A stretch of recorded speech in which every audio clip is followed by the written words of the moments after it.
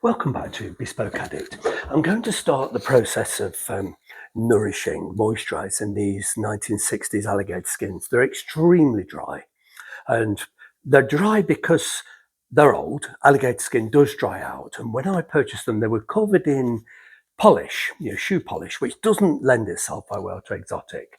And old polish certainly doesn't nourish and moisturise. And when you've got a layer of old polish, if you try to put the moisturiser through the polish, it just doesn't work. So these skins are dry.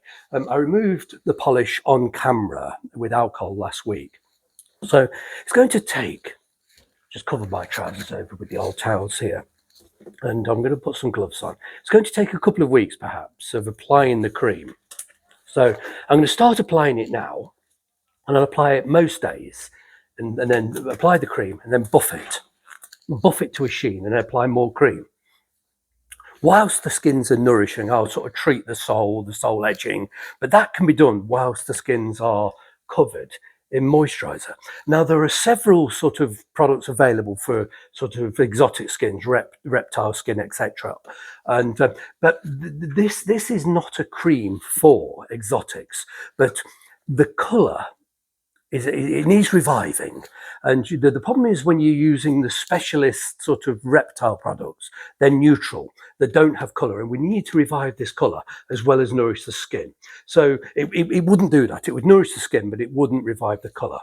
And I've got different colours here. I'm actually going to use the lighter colour. That seems a bit of a strange thing to do, but the lighter colour will not lighten the deep colour. There's alligator and crocodile exotic skins, they do have lots of different tones within them. And if I use a cream that's too dark, that's a close match to some of these colours, it will darken the skin, and the natural sort of tones won't show through. So I'm actually deliberately not going to use a colour match. I'm going to use a lighter colour, which what it'll do, it will sort of add colour to the areas where it's lost, and it will enrich the original colours. You'll see. It seems a weird thing to do, but excuse me.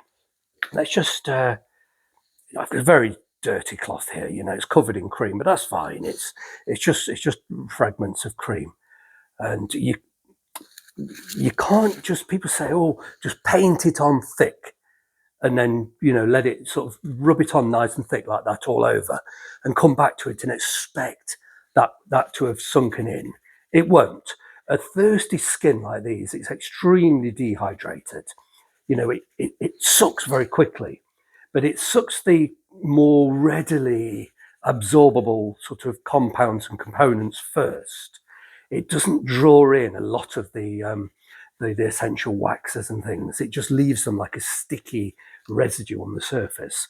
The other thing is, you'll notice, you can see it's pale in the cream. You can see the cream on the folds and the cracks and the creases between the scales, and that has to be sort of helped in. You have to sort of stir it in. It goes into the stitching area.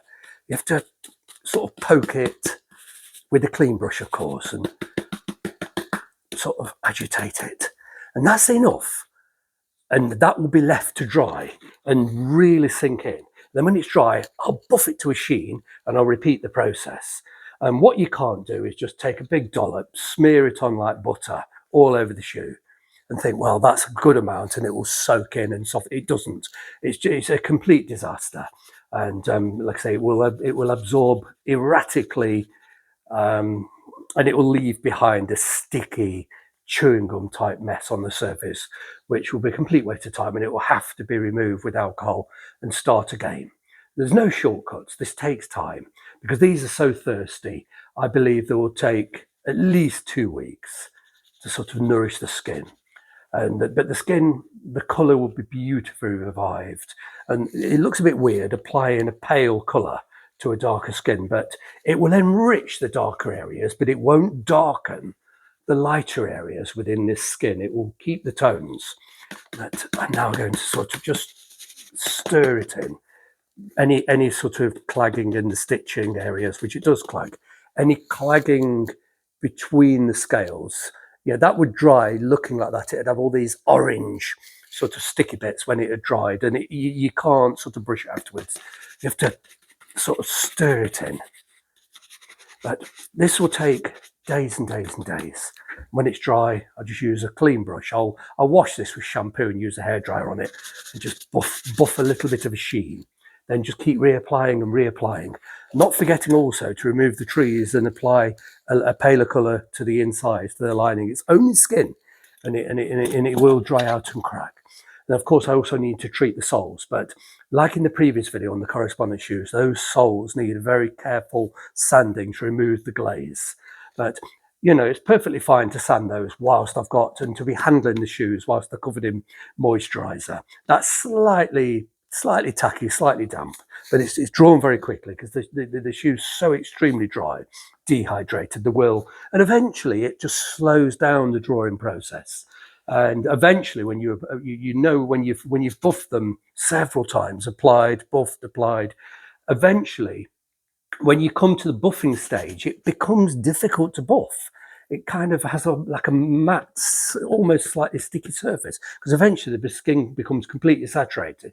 So at that point, you take a clean cloth, not a dirty cloth like this, and wipe off the excess, allow it to dry, and then come back to buffing.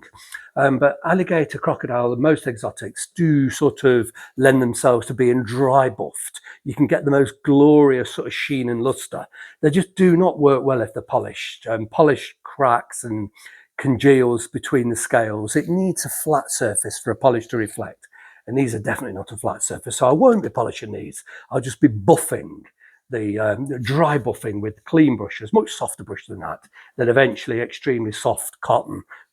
But we'll go through that, and these will keep coming back to camera over the next couple of weeks as I nourish them. And there we go. Actually, that's almost absorbed, and you can see it's starting to get a little bit of a gloss. And that's just one application, one very light application. But it's so important not to paste it on thick like butter and put the shoes down and leave them and expect to come back and it's all soaked in. It won't. It would have left a ghastly mess behind. There's no shortcuts, I'm afraid. It just takes time. But very excited about getting these finished. And but it will take at least a couple of weeks before these are nourished. And the soles too, it takes a long time. That's very thick and dry skin, and it's only skin, but it will draw the moisturiser in. It makes them a lot easier to wear. When they're dry and brittle, they're kind of slippy. They're a bit lethal to wear. And it also grinds through the leather sole very quickly. It's like that on our own feet, our heels get dry if neglected, and that skin rubs away, and it rubs away to soft, fresh skin underneath. And that's what I'll do with these. Just take a little bit of the surface off, and you come to the soft skin underneath, and it just doesn't sand. It's a bit like when you use a pumice stone. It grinds the rough skin off our feet very easily. When it comes to the fresh skin underneath the rough, it just stops cutting. So, and I did a video previously on the correspondence showing the sanding of the soles, and we're just trying to take the glaze off, not sand them thin. But it's quite important to do so. But I'll just keep applying every day. That's actually dried enough to reapply. As they start to take on the moisturizer, it takes longer and longer for it to soak in. Once the skin starts to become hydrated, it just takes longer and longer to soak in. And eventually it stops soaking altogether and you end up wiping the surface away.